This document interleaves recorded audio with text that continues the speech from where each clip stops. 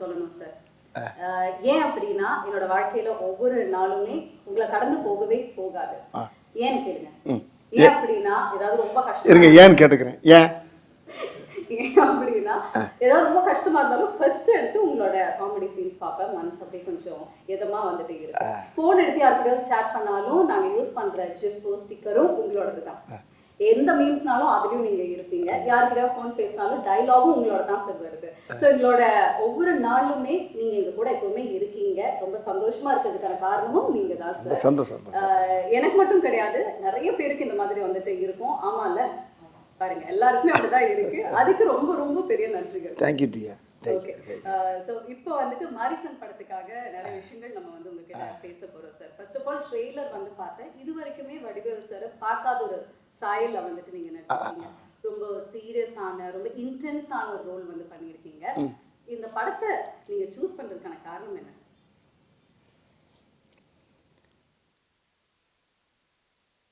அதான் சார் உங்களோட powerful ice வந்துட்டு தெரியுது. அதாவது நான் எத்தனையோ கதைகள் கேட்டிருக்கேன். இது வரைக்கும் நீங்கள் சொன்ன மாதிரி, திவ்யா சொன்ன மாதிரி நிறைய காமெடி படம், காமெடியில் தான் அதிகமாக கவனம் செலுத்தினேன். நகைச்சுவையில் போவேன், எல்லாம் பண்ணுவேன். சில கதைகள் வந்து பிளாக் காமெடியோட வரும், சில கதைகள் வேறு மாதிரி இருக்கும். இப்போ மாமன்னன் பார்த்துருப்பீங்க, அது ஒரு மாதிரியான ரெட் ஜெயினில் பண்ணப்படாது. இப்படியே பண்ணிகிட்டு இருக்கும்போது இப்படி மாமன்னன் வந்ததுக்குனால எனக்கு இன்னொரு கதை வந்து எனக்கு ஒருத்தர் சொன்னார். இந்த படத்துடைய ரைட்டர் கிருஷ்ணமூர்த்தி. அவர் சொல்லும்போது ரொம்ப நேரம் புரியல எனக்கு. அவரை திரும்பி துருவ இன்னும் மறுபடியும் சொல்லுங்கள், இன்னொக்க சொல்லுங்கன்னா அந்த கதைக்குள்ளே என்னால் போகவே முடியல. திருப்பி இன்னும் அந்த சீனை சொல்லுங்கள், அடுத்து இன்னும் அந்த முதல்ல ஒரு சீன் சொல்லுங்கள், அப்படியே ஒவ்வொரு சீனை திரும்ப திரும்ப திரும்ப திரும்ப அவர்கிட்ட கேட்டு உள்வாங்குறேன். வாங்கினா அவர் எங்கிட்ட போகிறாரு, அப்படி போகிறாரு. இந்த சடை பண்ணும்ல பெண்களுக்கு போன அந்த 3 சடை பின்னால் போடுற மாதிரி பல சடை போடுற மாதிரி இந்த ஒரு படத்தை முனியாண்டி விலங்குல பல பக்கம் சடை போட்டிருப்போம்ல, அது மாதிரி பல பெண்டுகள் வருது இல்லை பல. ஆனால் கதை பார்த்தீங்கன்னா கேட்க கேட்க கேட்க கேட்க அந்த கதையே வேறு மாதிரி இருக்குது. அது வித்தியாசமான கதையாக இருக்கேன். ரொம்ப நேரம் யோசனைட்டே இருக்கேன். அப்போ திருப்பி ஒரு 1 ஹவர் கேட்கக்கூடிய கதையை ஒரு 2 ஹவர் 3 ஹவர் அவர் கிருஷ்ணமூர்த்தி சார்கிட்ட கேட்குறேன். ரொம்ப வித்தியாசமாக இருக்குது, நல்லா இருக்காது சார், யார் பண்ணுறா அது அப்படின்னு கேட்டேன். சௌத்ரி சார் சூப்பர் கூட்டிலேருந்து பண்ணுறாங்க சார். அவருடைய கோப்பு சார் வந்து முகேஷ் சார் அப்படிலாம் சேர்ந்து எல்லாம் பண்ணுறாங்க.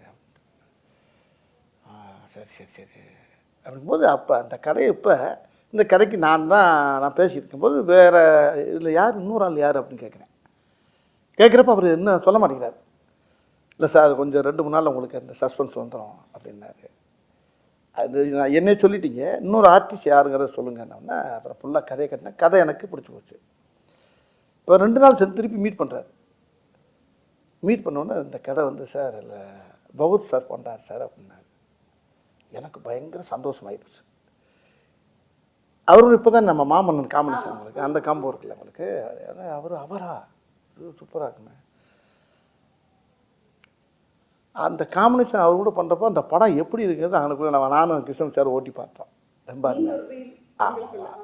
திருப்பி இன்னொரு மீட்டிங்கில் வர்றாரு சார். இதில் வந்து டேரக்டர் என் ஃப்ரெண்டு அப்படின்னா அங்கே அருமையான அற்புதமான மனிதர் கிருஷ்ணமூர்த்தி மாதிரி அவர் ஒருத்தர்,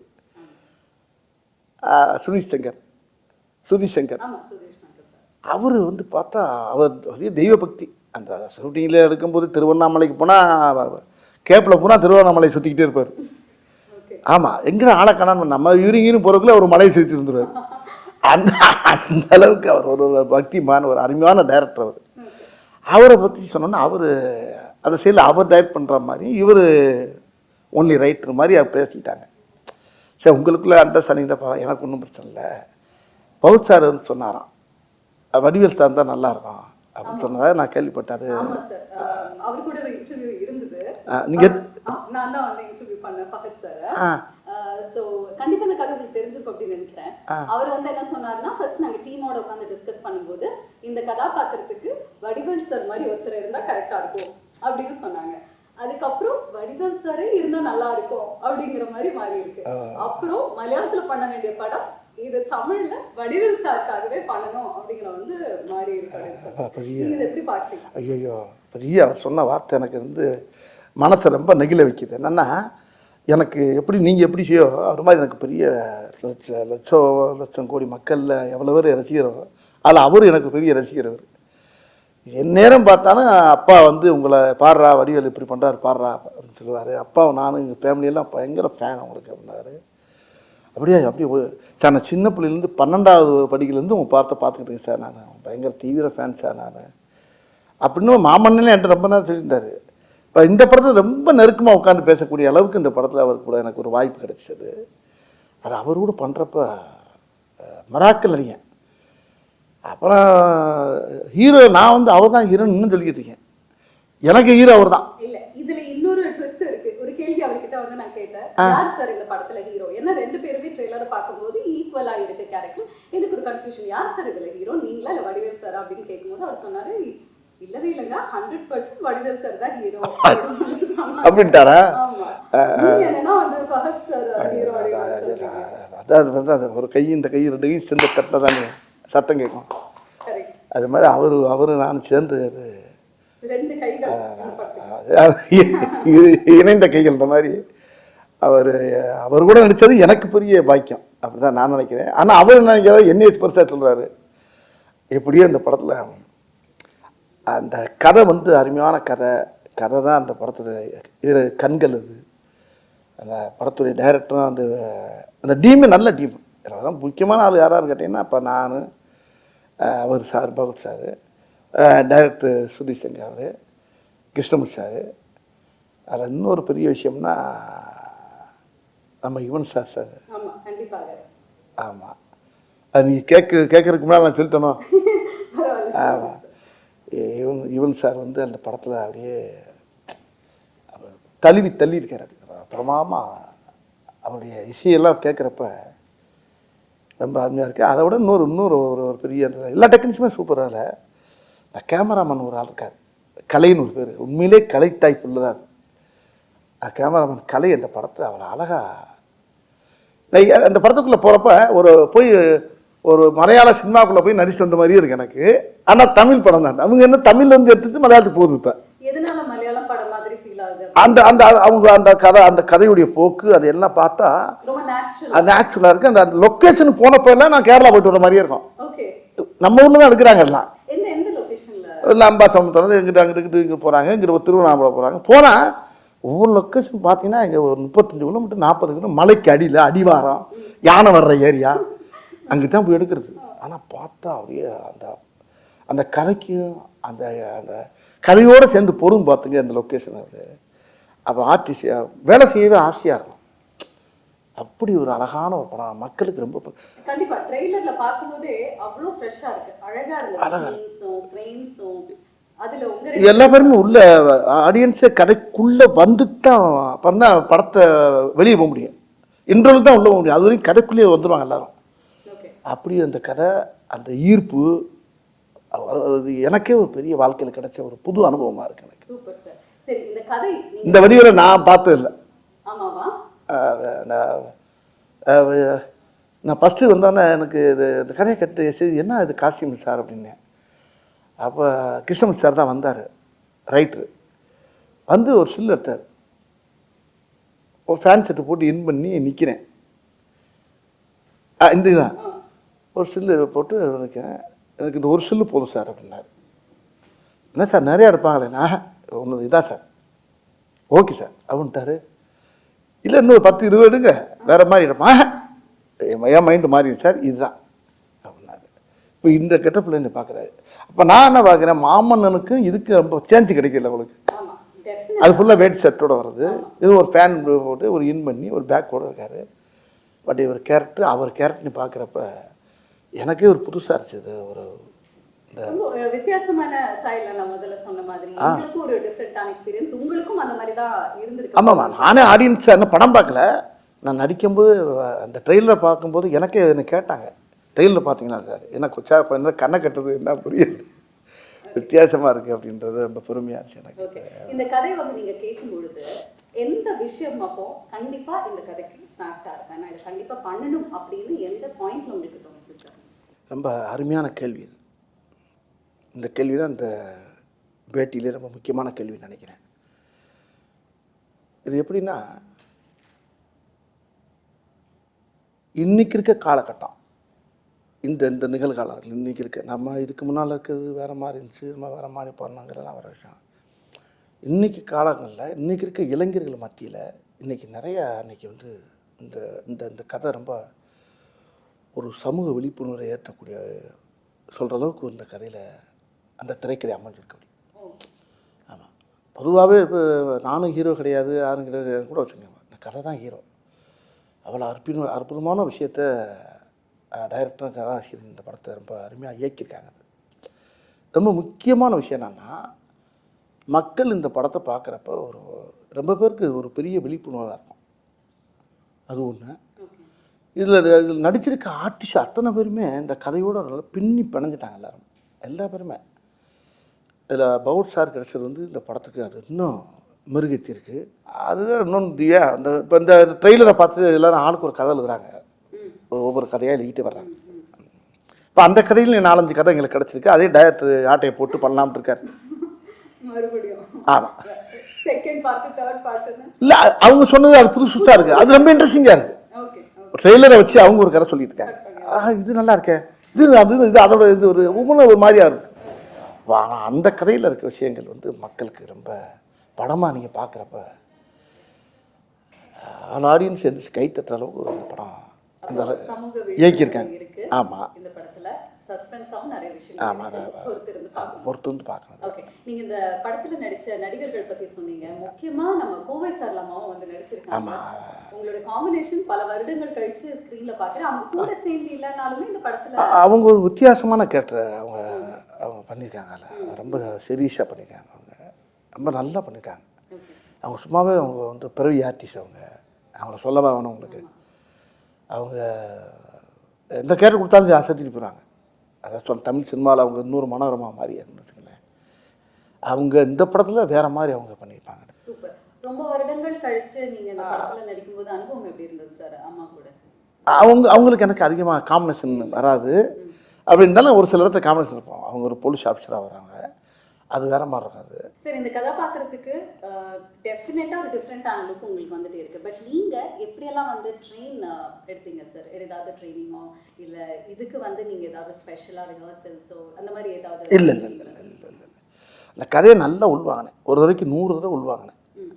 வாங்கி அந்த கதாபாத்திரத்தை வந்து உள்வாங்கும் போது எனக்கு அதான் சொல்லலை, படம் ரிலீஸுக்கு முன்னால் இன்னும் இந்த கேள்விக்கெல்லாம் சரியான விட கொடுப்பேன் நான். என்ன இது முடிஞ்சதுக்கு அப்புறமா நீங்க எல்லாத்தையும் வந்து சொல்லியிருந்திருப்பீங்க. கொஞ்சம் யோசனை வேண்டியா இருக்கு. ரொம்ப அதை நிறையா உள்வாங்கும் போது இந்த கதை இன்னைக்கு சமுதாயத்துக்கு தேவைப்படுது. சொல்லணும், இந்த கதையை சொல்லி ஆகணும். அதுக்கு என்னை தேர்ந்தெடுத்தது வந்து பகவத் சாருங்கும் போது ரொம்ப பயங்கர ஆச்சரியமாக இருக்கு எனக்கு. இல்லை, மாமன்னன் படம் அப்போ கூட மாரி செல்வராஜ் சாரும் அண்ட் உதய் சாரும் வந்து சொல்லியிருந்தாங்க, என்னதான் வந்துட்டு எல்லாருமே இருந்தாலும் ஃபஹத் சாருக்கு வந்து செட்டில் சரி எப்போவுமே வந்து வடிவேல் சார் மேலே அவ்வளோ ஒரு பிரியம். சீக்கிரமாக வந்து அவர் கூட போய் உட்காந்து பேசுவாங்க, நிறைய விஷயங்கள் உட்காந்து பேசிகிட்டு இருப்பாங்க அப்படின்னு எல்லாம் வந்து சொன்னாங்க. என்ன மாதிரி விஷயங்கள் வந்து நீங்கள் அவ்வளோ டிஸ்கஸ் பண்ணுவீங்க? அண்ட் உண்மையாலுமே அவருக்கு உங்கள் மேலே அவ்வளோ பிரியம், பட் எந்த அளவுக்கு உங்களை கேட்க அந்த ஒவ்வொரு சீனையும் அவர் சொல்லுவார்கிட்ட. நான் நடித்த சீனை பூரா அவர் சொல்லி காட்டுவார் எனக்கு. ஓகே, நான் அவர் படம் ரொம்ப அதிகமாக கொஞ்சம் கம்மியாக தான் பார்த்துருப்பேன். ஆனால் என்ன அவர் படிப்படியாக பார்த்துருக்காரு. ஒவ்வொரு படத்தையும் பார்த்து அந்த காமெடி அவர் சொல்லி சொல்லி சிரிப்பார்ட்ட.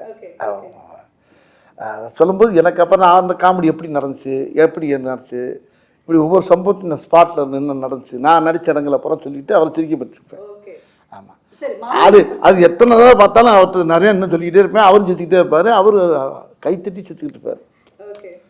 அந்த மாதிரி மாரிசன் படத்தோடைய ஷூட்டிங் ஸ்பாட்ல ஏதாவது இன்ட்ரெஸ்டிங்கான சம்பவங்கள் நடந்திருக்கா சார்? இந்த படத்துலையா? அது நிறையா நடந்திருக்குது. நிறையா ஏகப்பட்ட காமெடி நடக்கும். இப்போ நானே அவருக்கு ஏதாவது சொல்லுவேன்ல, அவர் சொன்னோன்னே டக்குன்னு இவர் வந்து சார் இந்த இடத்துல இது வச்சா நல்லா இருக்குமா அப்படின்னா டக்குன்னு அவர் டக்குன்னு அவரை பார்ப்பார். கிருஷ்ணமூர்த்தியை ரைட்ரு ஒன்று ரைட்ரு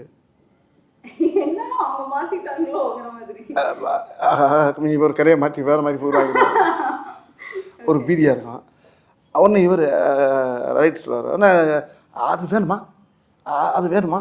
ஏன்னா அவர் கதையில் ஆனால் அதில் சேரும், அது அந்த அந்த டைலாக் சேரும். ஆனால் அவருக்கு ஆசையாக இருக்கும், அவருக்கு பௌத் சாருக்கு. ஆனால் அவர் நல்லா இருக்கே அப்படிம்பாரு. அப்புறம் கிருஷ்ணன் சார் சரி வேணாம் அப்படிம்பாரு பௌத் சார். வேணான்றாரு. வேணான்னா அவனு டேரக்டர் சார் அங்கேருந்து வந்துடுவார், சுவிசங்கர் சார் அங்கேருந்து வந்துடுவார். என்ன என்ன அப்படின்பாரு. இல்லை இது நல்லா இருக்கேன் அப்படிம்பாரு. ஒன்று அவங்க 3 பேரும் மலையாளத்தில் பேசிட்டு இருப்பாங்க. நான் ஒரு ஆள் மட்டும் இந்த திக்கு தெரியாமல், திசை தெரியாமல், பாச தெரியாமல் அப்படியே நின்றுக்கிட்டே இருப்பேன். இது என்ன பாப்பா என்ன பேசுகிறாங்க, பேசாமல் வீட்டுக்கு அனுப்பிடலாங்கிறாங்களா என்ன பேசிட்டு. 3 பேரும் மலையாளத்தை பேசிகிட்டே இருப்பாங்க. நான் அதான் சொல்லலை, தினம் மலையாள ஷூட்டிங் போயிட்டு வந்த மாதிரி இருக்கும்.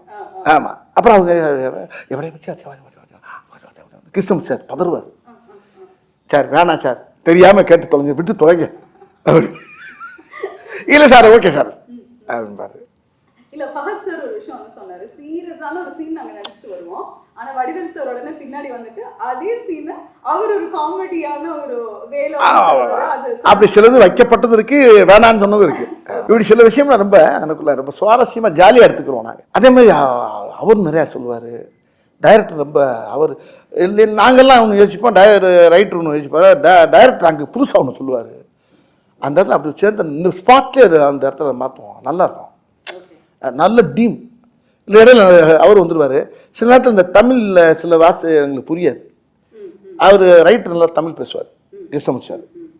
அவர் டைரக்டர் சார் கொஞ்சம் தமிழில் அப்படியே தாரா பா ஆ பா ஓ ஆ அப்படின்னு போயிட்டு வருவார்.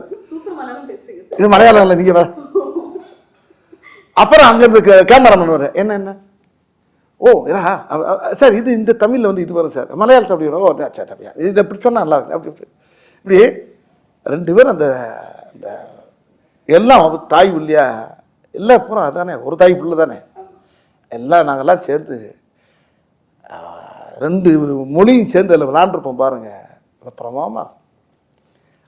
உண்மையிலே நல்ல அனுபவம், நல்ல படம், மக்களுக்கு சொல்ல வேண்டிய ஒரு நல்ல விஷயத்தை விழிப்புணர்வாக்குற அளவுக்கு ஒரு படத்தை கொடுத்துருக்காங்க. Super sir, very nice. இதுல ரொம்ப ஒரு டீப்பான விஷயம் என்னன்னா, அல்சைமர்ஸ் பேஷண்டா வந்து நீங்க நடிச்சிருக்கீங்க, அதாவது மறந்து போற ஒரு விஷயம். ஸோ அந்த மாதிரி கதையை தாண்டி நிஜ வாழ்க்கையில நீங்க ஏதாவது மறந்து போய் எங்கேயாவது மாட்டின அனுபவங்கள் இருக்கா? நல்ல வார்த்தை அது. இது எப்படின்னா, எல்லாருக்குமே இந்த வியாதி இருக்கு, எல்லாருக்குமே அந்த வியாதி இருக்கு. இந்த வியாதி இல்லாதவங்களே கிடையாது. ரொம்ப பேரும் இது ரைட்டர் வந்து என்கிட்ட சொன்னபோது கிருஷ்ணன் சார் சொன்னாருங்க. பொதுவாக பாருங்கள், நம்ம வீட்டில் நம்ம இல்லை நம்ம அம்மாவாக இருக்கணும், ஒய்ஃபாக இருக்கணும், யாரும் அந்த கார் போயிட்டு இருக்கணும் 50 கிலோமீட்டருக்கு அங்கிட்டு, ஐயோ வீட்டை அதை மறந்து வந்துட்டு, ஐயோ ஐயோ வண்டியை தச்சுட்டு இதை வச்சுட்டு பேக்கை வச்சுட்டு வலையில வச்சுட்டு அப்படி ஒரே ஒன்று பார்த்தாங்க டிரைவர் என்ன செய்யாது அவன் ஓட்டிக்கிட்டு. இங்கே ஃபேமிலி கத்துற பாட்டு ஒரே ஏதோ ஒரு பேக்கை வச்சுட்டு வந்தாலாம், அவன் ஓரமாக வண்டியை நிப்பாட்டிட்டான். ஏப்பா எப்படி கொண்டு வர முடியுமா? எங்க 70 கிலோமீட்டர் வந்தாச்சுங்க. இப்படிலாம் நடக்கும், நிறைய பார்த்துப்போம் வாழ்க்கையில், எல்லார் வீட்லையும். எல்லார் வீட்லையும் அது பெரிய ஒரு முக்கியம். அந்த மறக்கிறது ரொம்ப. இப்போ பாருங்க, நான் இப்போ காரில் வந்துருந்தேன், துண்டை மறந்துட்டேன். இந்த துண்டை வீட்டில் வச்சுட்டு வந்தா கையில் துண்டு இல்லாமல் இருக்க முடியாரா, ஐயோ அந்த தவளை காணாமடான்னு சொல்லிட்டு வந்தேன். வெளியே வந்து பார்க்குறேன், டவுசர் பையில் இருக்கு, இங்கே என்ன இருக்குது, அந்த ஆட்டை தோலில் போட்டு தேடுவாங்கல்ல, அது மாதிரி நிறைய விஷயங்கள் மறதிங்கிறது வந்து வாழ்க்கையில் மனுஷனோட ரொம்ப கலந்துருச்சு இன்னைக்கு. அப்போ அந்த மறதிங்கிறத எப்படிங்கிறத அந்த இடத்துல அது எனக்கு இந்த கதையில் வந்து ரொம்ப உதவியாக இருந்துச்சு. ஓகே, நிஜ வாழ்க்கையில் என்ன சார் நினைக்கிறீங்க? இது ஒரு பர்சனல் குவெஸ்டன். மறந்து போகிறது வந்துட்டு அது ஒரு பாசிட்டிவான விஷயமா இல்லை அது ஒரு நெகட்டிவ் அப்படின்னு நினைக்கிறீங்களா? ஏன்னா நிறைய சம்பவங்கள் நம்ம மறந்தா போதும் அப்படின்னு வந்து தோணும், அதனால நிறைய நெகட்டிவும் இருக்கு. பட் நீங்க எப்படி சார் இதை பார்க்க? ஆமாம், அது மறதிங்கிறது வந்து பெரிய ஆபத்தான விஷயம் தான். மறதிங்கிறது எவ்வளோ பெரிய விஷயம். டைரக்டர் என்கிட்ட சொன்னார், முதல்ல நேரத்தை மறக்கிறது, அப்புறம் இடத்த மறக்கிறது, அப்புறம் தன்னை மறக்கிறது. தன்னை மறந்தாச்சுன்னா உயிரோடு இருந்து பிரயோஜனம் இல்லை. அப்படி ஒரு வியாதி எனக்கு இந்த படத்தில். அதுக்கப்புறம் கல்யாணம் எனக்கு அப்படி ஒரு வியாதி எனக்கு அந்த படத்தில் இருக்குது. அதைத்தான் நானும் படத்தை பார்க்கணும்னு ஆசையாக இருக்கேன். இன்னும் பார்க்கல, நான் ட்ரெய்லர் பார்த்துட்டு தான் இருக்கேன். போய் பார்த்து. ஏன்னா இந்த ட்ரெய்லர் பார்த்ததுக்கு அப்புறமாவே ரொம்ப ஆசை இருக்கு, எப்படி கதை போகும் இவங்க ரெண்டு பேரும் காம்பினேஷன். ஆக்சுவலி இந்த ரெண்டு பேருக்குள்ள என்ன காம்பினேஷன்ல வந்து டிராவல் பண்ணி, ஏன்னா அவர் திருட அப்படிங்கிறது வந்து தெரிஞ்சிச்சு ட்ரெயிலே, நீங்க ஒரு பேஷண்ட், பட் இவங்களுக்குள்ள இருக்கக்கூடிய அந்த ஒரு உறவு என்ன, எப்படி போகுது, எப்படி முடிய போகுது அப்படின்னு தெரிஞ்சுக்கிறதுக்கு எங்களுக்கு ரொம்ப ரொம்ப ஆவலா தான் இருக்கு. நீங்க வந்து சொன்னீங்க லொகேஷன்ஸ் எல்லாம் அவ்வளோ அருமையா இருக்கு, சூப்பரா இருந்ததுன்னு. முழுக்க முழுக்க ஒரு ரோட் ட்ரிப் கதை மாதிரி வந்துட்டு ஃபீல் ஆகுது, அந்த மாதிரியா சார்? நீங்க அப்படி பேசிட்டே கதையை பூரா கேட்குறீங்களா இப்போ? ஆமா, படம் பாருங்க, படத்தை பார்த்துட்டு அடுத்து இன்னொரு பேட்டியில் வெட்டி உள்ள இருக்குல்ல.